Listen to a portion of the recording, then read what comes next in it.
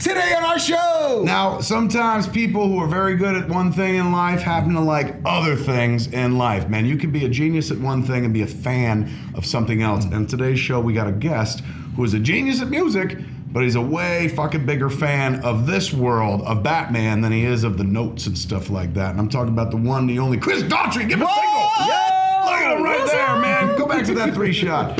Chris Daughtry here to talk about his love of Batman, his comic book work that he's got coming up, man, as well as you were at the Bob Kane ceremony. I was at the, You saw the Batmobile? Yeah, I did. He's got a bunch of shit to tell us about. Story time. Chris Daughtry this week, right now, on Fat Man and Batman, starting right now.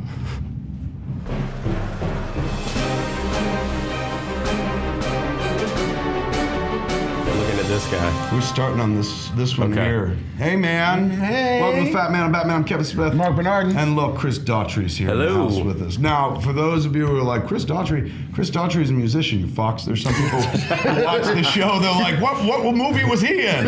Wahoos. Yeah, sometimes we have people, that's the point of this episode, man, is that here's somebody who's got a real life. Somebody who doesn't need to, look at him. That's what he fucking does for a living and shit like that, in front of tens of thousands of fucking people. I just stand under really awesome lighting. You get that Bruce Willis, like, give me some moisture and some dirt. And you got that. That's his look. He likes to do that. He's like, give me some sweat, some moisture, some dirt. That's how he likes to be shot. That shot of you was Willis. Did he tell you to spread dirt all over him? You know, he's got a guy. He goes, what's his name? He's got a dirt guy. Need more dirt. Need more dirt. And what's the dude's name? Because he say his name all the time, like Eddie Quisp or something like that. And the dude would come over and put fucking dirt. Make it look like I spent all night in Hoboken. That's the secret. That's the secret. Right? I'm gonna have to try that. All right, so Daughtry, man, is legit. He's got a real fucking job and shit. And yet still, I don't know if it's a real job. It's a real job, dude. He was on American Idol. What season? Season 5, yeah. He just showed back up again, right? To yeah, perform just on the pop back in and go, hey, y'all remember me? Did they remember? Well, yeah, I went on. That's a good part of the story. I went on there to mentor a couple contestants who are still doing well. Give him a single. What was that like, dude? Dawn Rapatini and Lee Jean. Well, I call him Lee Jean. It was cool because I feel like I've had enough years under the belt to actually know what I'm talking about, right. You know, as opposed to like, yeah, I'm doing shows for more people than you, but 10 years. That would work on me. If that was your mentorship where it's like, I'm doing way better than you, I'd be like, you're absolutely 10 right. years, you know, under the belt now. And we just put out our greatest hits album. You have a greatest hits album? Yeah, I was kind of worried about that when they said, oh yeah, we're gonna put one out, and I was like, does that mean we're done? Like, are you guys saying you've written the best shit you've ever gonna write, you're never gonna do it again, so we're gonna sell it again? Thanks for coming, everybody. But it's more of like that means you ought to know. That means you've been around long enough where they're like, yeah, it's like tenure in the music It's business. a nice intermission, so now we're working on album 5. Yeah. Look at that, man. That's awesome. I'm sitting here looking at, my face looks weird because I went and got drilled on right before, like, were you numbed right before this? Root canal and then some crowns, and then I'm going back for my grill next week. But I've done that, and when they fuck your mouth up, you're like, I don't even know if I'm talking about a breathing. Diamond grill. You just go in the hole. Yeah, you're getting a grill. I'm getting. My dentist put a word in one of my teeth. Like he was like, he goes, look at this. That? Fucking A, dude, they can burn a fucking something into the back of your tooth. Is it like indented or stained? Burned in like, because it's a cap, like it's a cap and crown. So what he took was... So like when you burn wood. I think it was like that. It was like a soldering iron or something like that. But you could see it if you look from, I don't know which end it is. I don't know if it's on this side. It says SMOD. That fucking nuts. The dentist was like, you want me to write something on your tooth? I was like, fuck yeah, man, like a map. And he was like, I don't have that much space. I'm surprised it wasn't This is the anything winter dirtier. of my discontent. I know, I couldn't nobody fit a would see fucking it. joke, like insert dick here or Like something. a It wouldn't dick make pic. sense, totally. I just went for SMOD, man. All right, so. But yeah, it was super numb. And then on the way out, I can't contain the excitement because I just saved a lot of lives today by meeting Kevin Bacon. I changed lives. I don't know if I saved them, but I changed lives by at least 5 degrees, right? Yeah, that's right. A lot of people can now unless be like, they had a degree I didn't know about.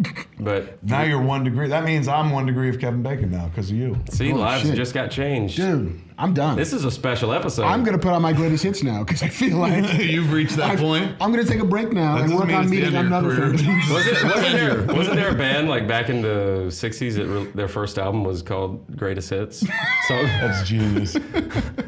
I'd buy that, man. Just be like something Jello, or something lemon. Well, Jello, it's kind of like something. when Run DMC were like, "I'm the king of rock. There's nothing higher," and you're like, "What?" You believe it after they say it a few By times. the end of the song, you're like, "It must be fucking true." Yeah, Just will to power. That's right. speak that into existence. All right, so this is a long way of saying that Daughtry has a real job and shit, but his passion in life is the same shit that we're all passionate about. Go to the 3 Shot, of course.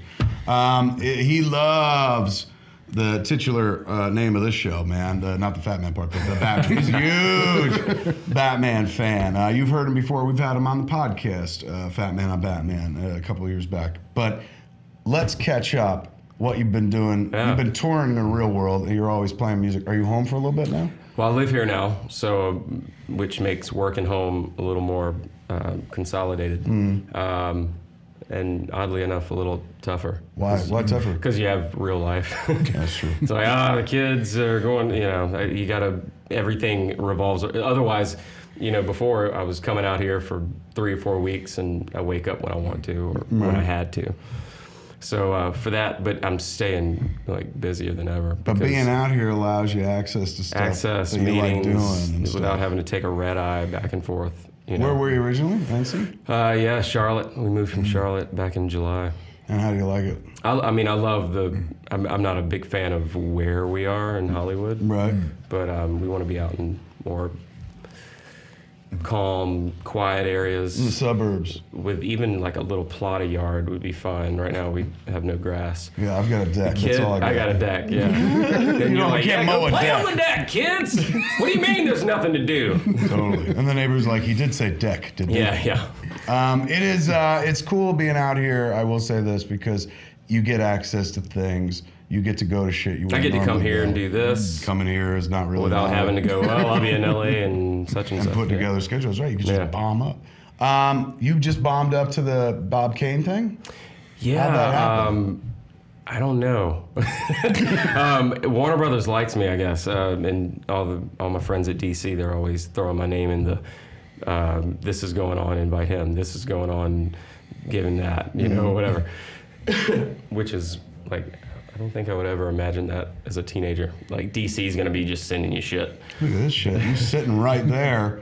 That's me waiting for them. They were bringing me the keys, and because I live right around I don't know. So that's a the mile valet. and a half. That's the valet. That's the valet. Okay. So wait, where is this? That's was on right across from the Chinese Theater on Hollywood Boulevard. So you live close to the Chinese?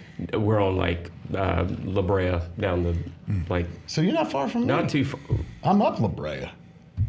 Straight up. And then I smell a over the barbecue. show has devolved into the Californians where it's you just go up the hill. Over and Laurel? Yeah. Oh, okay. I'm gonna have to come watch some movies. You with just take you. the You've been there. fire. Yeah, you were there I for know, the but fucking show. I know, but I'm saying maybe I'll close just come though. watch Dogma at your house. That's true. He's just asking. He's like, where do I get it? You can come borrow mine.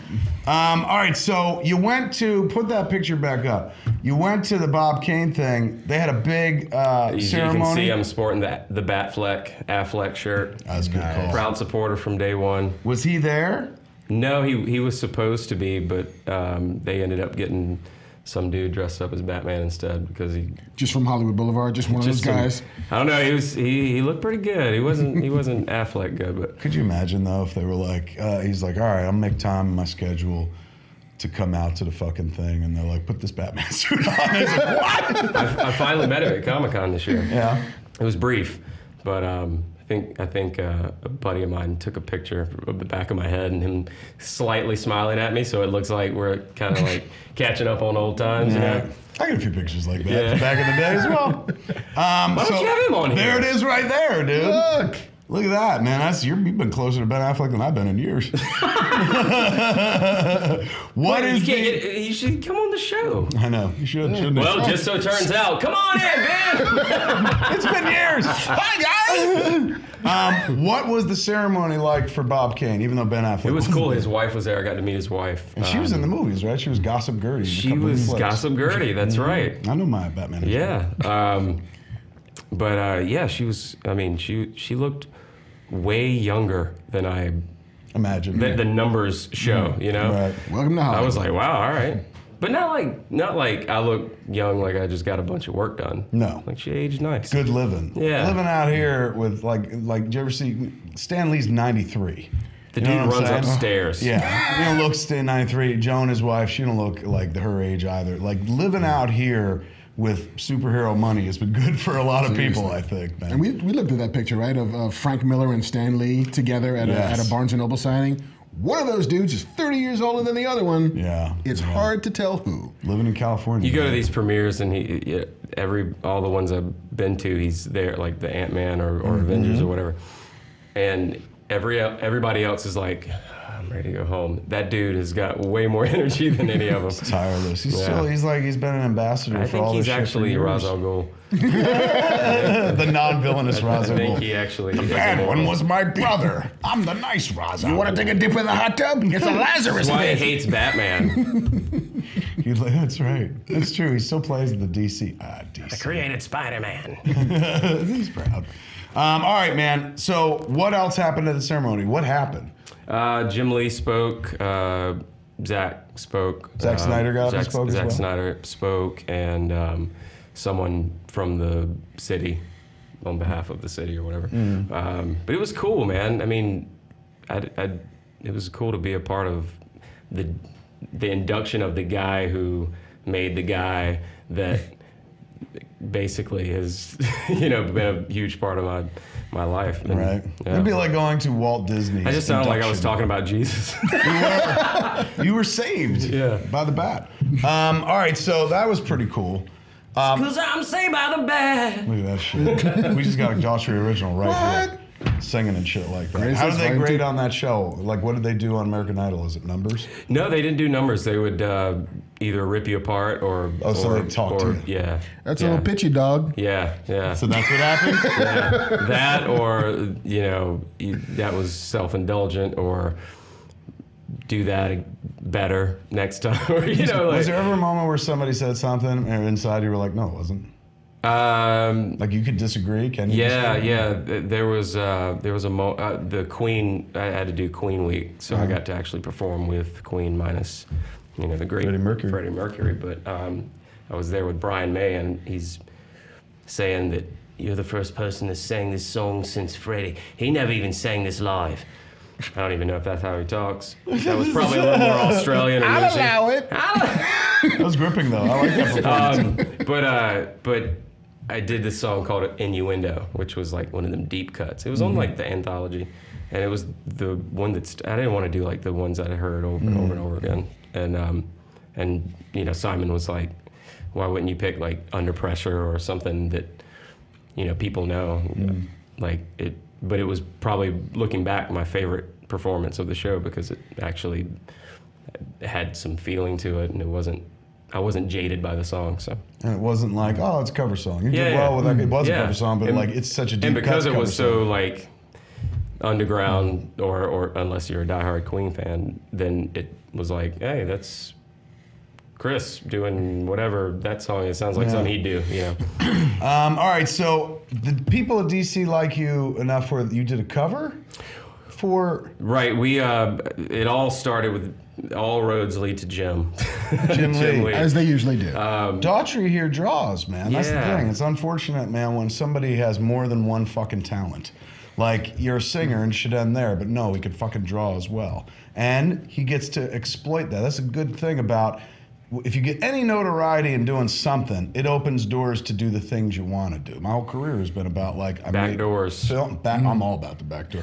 Film got me through to a house, and then I'm all about jumping in the back doors and trying to do all the things, like giving it a shot. Even if you're not fucking good at it, who gives a fuck? Like, try those things that you've always loved. Chris is actually fucking good at drawing. Give us a 3-shot. And he teamed up with Jim Lee, man, and did a cover? How nuts like is that? Yeah, with one hand. Where is that, with Jim, dude? Where's that picture? That was my first art gallery at Comic-Con, not last year, but the year before. So Are those your pieces? Yeah, they're all. I did them on my iPad. They were my first like digital pieces. The Flash and Dark Side. I saw the Dark Side. And it was cool because he wasn't like there for. He showed up as like. Almost like a fan to support. And that was also my first iPad drawing. Dope. And I can't ever recreate that again because I was using this rubber nib. I have no clue how I made that happen. Stylus? Draw the stylus? The rubber stylus, yeah. I use a tablet normally now, like the Wacom, but the cover. So anyway, Jim, bouncing all over the place. Jim, we became friends, like we talked about before, and he kind of, in a indirect way, started becoming a mentor. Like I would send him, hey, this is something I've been working on, not asking him anything other than just showing him, keeping him up to date. And he'll send me like these corrections on remember your vanishing points, you know. What are vanishing points? Where everything goes in the picture. Like you can't have an elbow going that way if he's facing this way. They're both perspective. Perspective, you know, just things that you don't really, that at least someone who doesn't do it every day doesn't really think about. It's one of those things where you're like, oh, there's terminology. Yeah. Like I didn't know that was called that. Yeah. So wait, go back one. He's taken me to school. So there's your pencils? There's the original pencils. Fucking gorgeous, dude. And I'd done a, thank you. I'd done really, really nice. I was planning on doing like a backdrop that was going to be all kind of silhouetted out with a few highlights. But then when I sent it to Jim, who inked it, he decided more of an environment because of how close up they were. The buildings wouldn't have been a silhouette. So that's Lee's inks now on top of your pencils? So he did the inks and fucking basically tracer. Destroyed all my buildings. Fucking tracer. Had such grand plans for this. Just like Man of Steel. What? And so wait, he took liberties and created smart. He did, but he warned me. He said, don't, you know. He's like, I warn you, I'm going to break your heart. He goes, basically, he goes, if I'm inking it, I tell this to everybody, even Neil Adams, he even told me that I make changes. That's what I do. So don't expect it to look exactly. Fucking Jim Lee. There's the final product. You don't. Not at all. All right, so who did your colors? Alex Sinclair, Jim's colorist, who has done actually all the pieces that I've had colored. Alex has colored for me. I believe you met a buddy of mine in when you were in Australia, Jamie. He had done another bald dude. I met a few. He's my Earth 2 counterpart in Australia. He's a villain. He's also an artist. And he's not good at playing anything. He doesn't, but he draws. He drew this Joker, these pencils, and I saw it on Instagram. I was like, dude, let me ink it just for practice. So I inked it digitally, and I took complete liberty. You sent me this. This is beautiful. I got rid of the hair and shaved it on the sides, and if you look at the color. I had Sinclair do a little, you gotta zoom in. I don't know if you can zoom in on there. Probably not. But did a blood line down from the card. Oh yeah, the cuff link, little homage to the Watchmen. Their smiley faces on the check it out. There is a little blood dab on the fucking smiley face. Strategically placed. So that was your Jim Lee move? You were like, that's what I fucking added. Well, look at, I don't know if the pencils are up there, but. You got the pencils prior to this? I just completely redid it. Oh my God, you really did kind of use them as a template. Yeah. You're the fucking tracer this time. I'd go back to the inks. Wow. Go back to the pencils. A-B that shit. Yeah, A-B it. Wow. There's parts of what he did with the face that you took fucking liberties, I'm actually way more happier with, and I feel like I went a little heavy on the shadows. Who took liberties first? You with his drawing, or Jim Lee with yours? Me with Jamie's. So then when Jim Lee's like, I'm gonna change shit, you're like, damn it. Well, no, it all comes around. Said, dude, this is a loose sketch. Like, don't have fun with it. Don't be married to the lines. So I was like, all right, I'm just having fun. So can you go back for the people who didn't play the home game? How did you first meet Jim?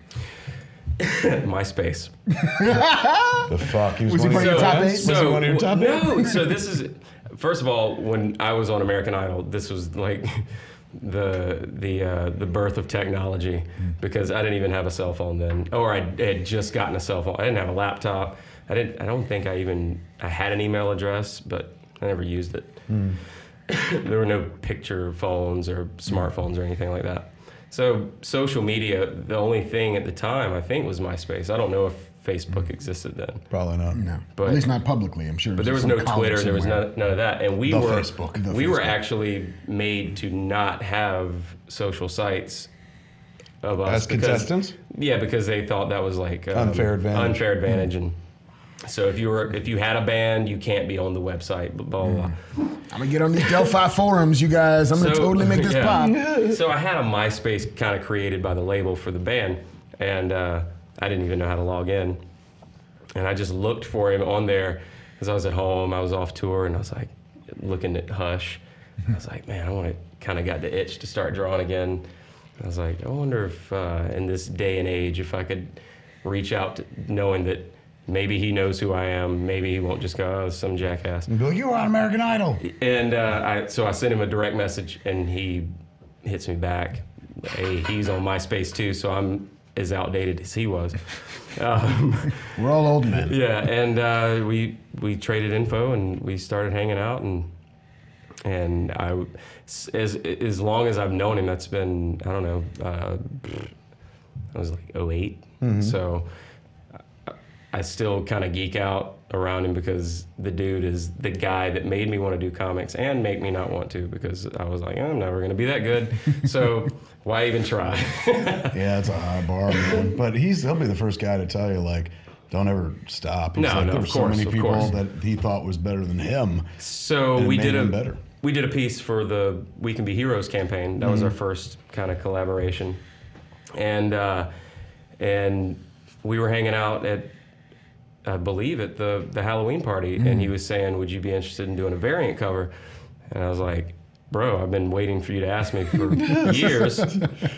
Why do you think we're fucking friends, Jim? Yeah.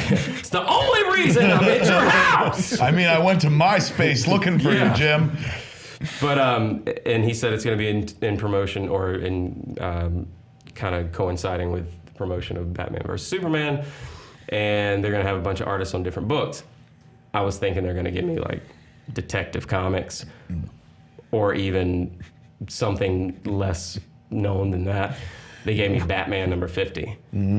That he was originally listed as penciling, and they put me on it. Fucking special. So I'm like, my first cover is not only with, ink by Jim Lee, the guy that I want to be when I grow up, and two of the biggest it's characters. Batman. Yeah. The Batman title, and it's obviously Superman.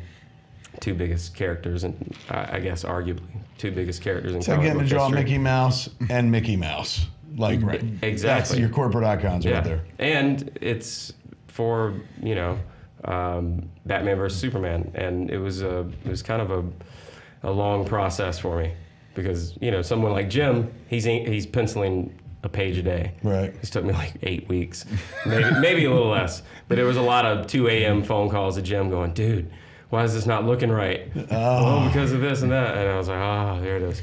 It's refreshing to hear, though, that like he became you didn't like crush it. You were like, oh my God, I don't fucking know what I do. I need coaching. And I lost like 6 pounds in a week. Just drawing? Well, no, because you stood in front of like 10,000 people. I'm like a dude with 2 jobs. I was recording in the studio, right? Going to meetings about this TV show or play I'm doing, and then drawing at night, going to bed at 3, repeat. And it was just, I barely made the deadline. And it was one of those moments where you're like, well, I wanted this. Yeah, this was like something that I wanted to do when I was 5 years old. I didn't realize it was going to be the character that made me want to draw. Like, you know what I mean? It was all like I hit the lottery, and next step is I could die without drawing anything, and I'm good. I did that. Bullshit, dude. I'm gonna throw it out there. It's not enough to draw a fucking cover. Now you've done a cover, you got to do the guts. You got to do 20 pages. Yeah. You know you want panel. No, I don't. Panel work. Yes, you do. Panel work scares the shit out of me. I know, but you could do like, remember when, what was it, Jorgens did that poses. like one panel page for the Death of Superman issue? Yeah. You can just do 20 splash pages with, and fucking splash Jim pages Lee would be good. Would ink you, dude. Yeah. I once wrote a book where I want to say like 5 or 6 pages took place during a blackout. Black box, black box, black box, black box, black box. There's just word balloons over black. Give me the blackout pages. If you get into I a can jam, draw the shit out of that. get into a jam, you I'm got telling you, man, pages. DC was gonna have a month of blackout. Every book is just 3 or 4 pages of what happened? Boom, powers out. That's how they hit 15 their pages That's of black. hilarious. What? But the other thing is, it's the variant to Capullo and Snyder, which it is my favorite storyline out right now. Capullo's a good friend of mine as well, and I'm his second best. His cover surrogate. to that book. Yeah. You're the vice president of his covers. I'm giving him the just in case you don't like this one, maybe you'll like this. Whatever, we'll give you a few. Right. But it's kind of surreal. What's the play? What are you talking about? What's the play? The Passion for Fox. Yeah. It's a modern retelling of the Jesus story, with Tyler Perry being the narrator / co-host. It's in New Orleans. I'm Judas. So they're doing it as a live. It's a live musical. All the songs are modern. They're not like Christian. So when they first approached me, the guy who produced. Give him a single. Hey, single. Hey, the guy, give him on a single. He's telling a story. The Adam Anders who produced the Rock of Ages soundtrack, Glee.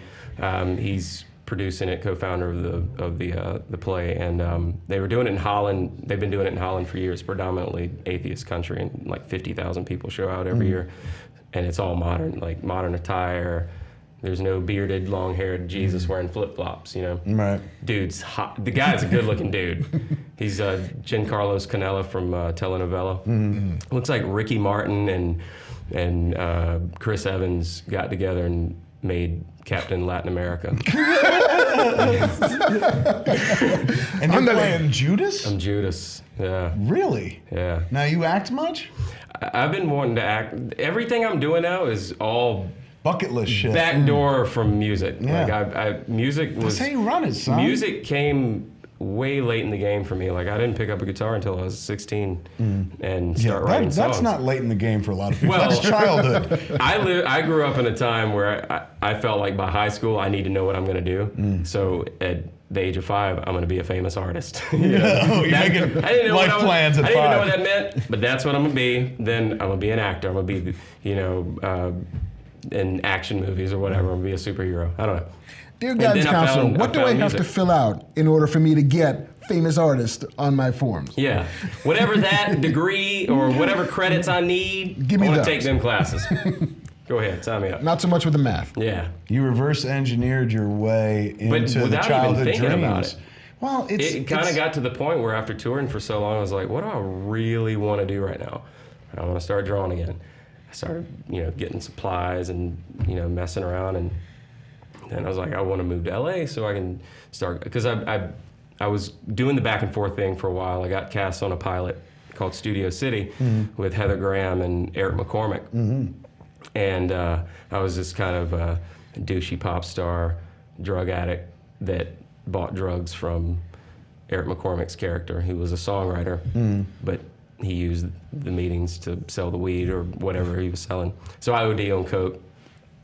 I don't even know if I'm supposed to tell this because it didn't get picked up, but I'm telling you, I think you're fine. It ain't getting picked up now. I think you're fine. Christopher Vernoff wrote it. Senna Hamry, who directs Empire, directed it. Had this huge beach scene where I'm out like with all these dancers and I'm like shooting a music video. They had helicopters over shooting footage. Big budget. They spent some money. And that fell through, and so I was doing a lot of the back and forth of meeting with like casting for Walking Dead and other stuff, and it was like when I'm not on tour, the last thing I want to be doing is traveling from coast to coast. Right. So we moved out here, and then I got an offer to play Judas, and I was like, I don't know if I want to do this. I don't want to do something so polarizing and overtly Christian because there's enough of them out there that give it a bad name anyway.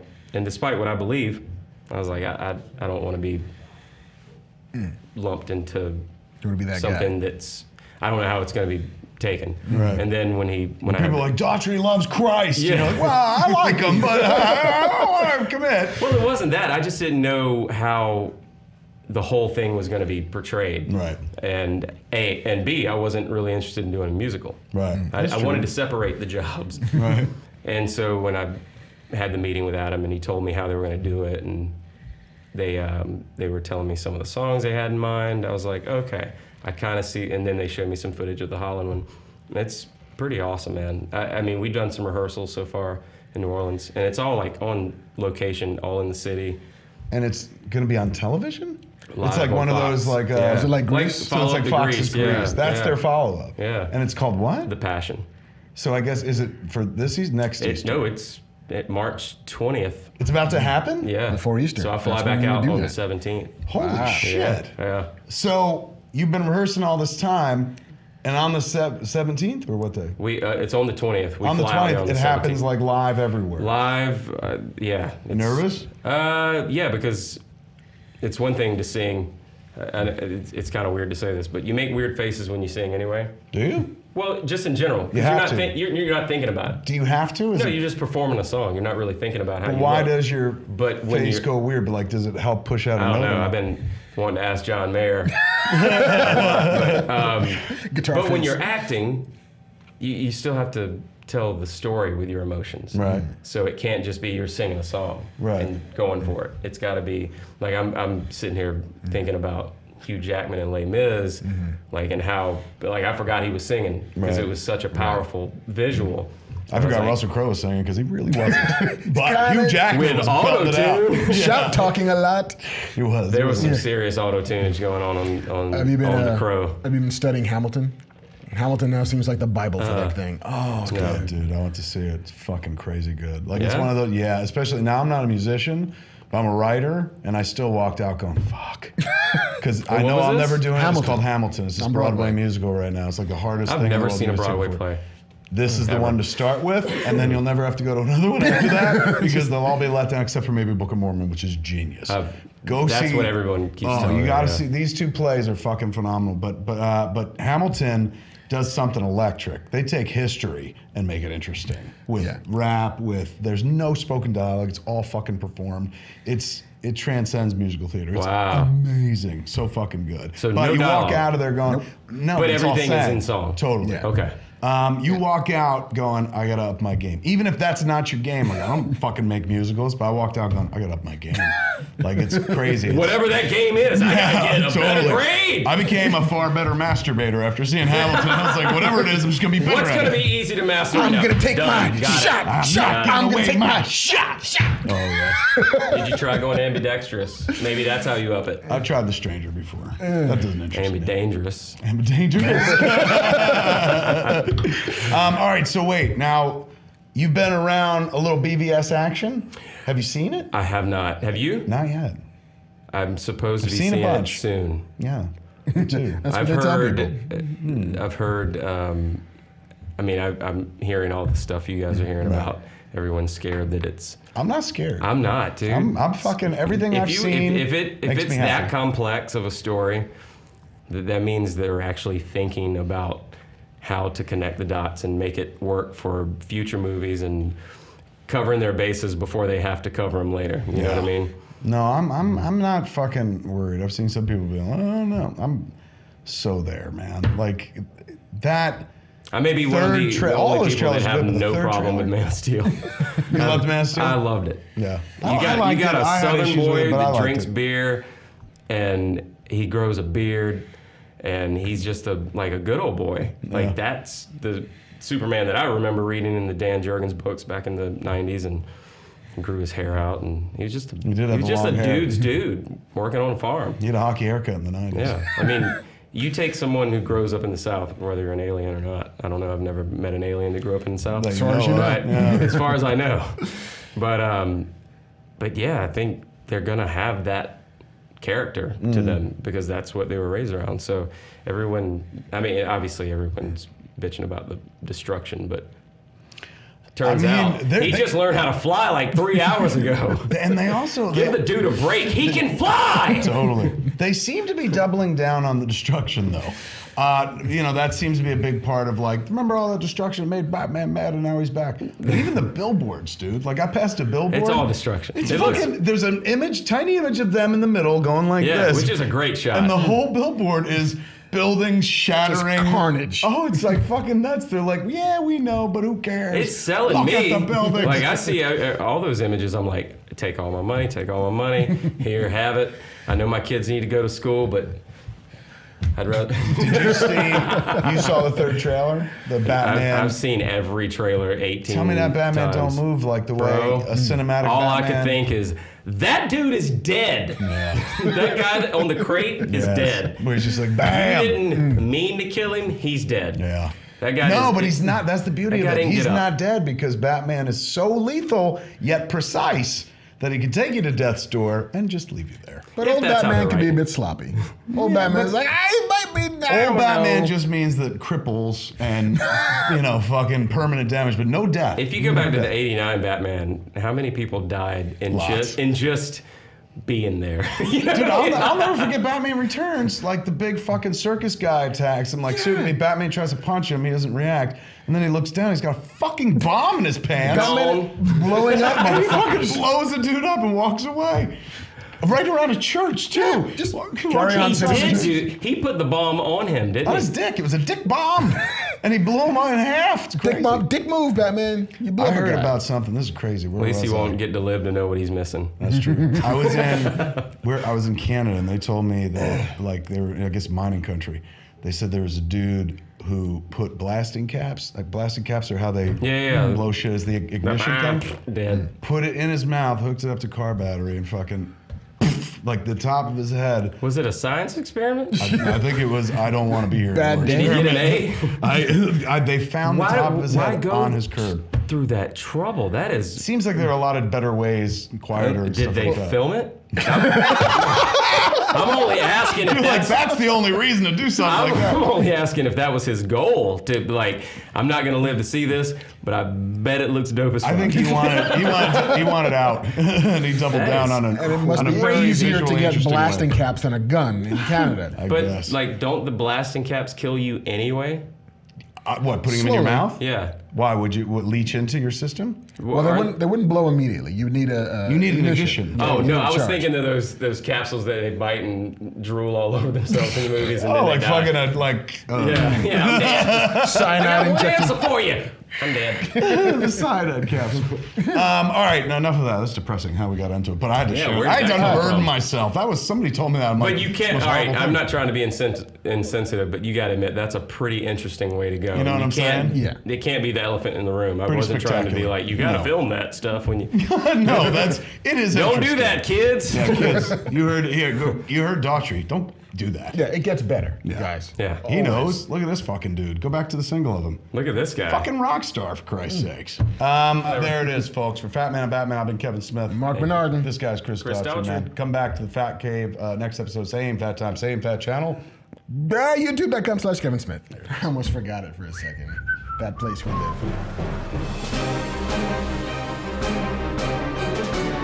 Hey man, it's me, Kevin Smith. Thanks for watching. Do me a favor, click that thing below that says subscribe.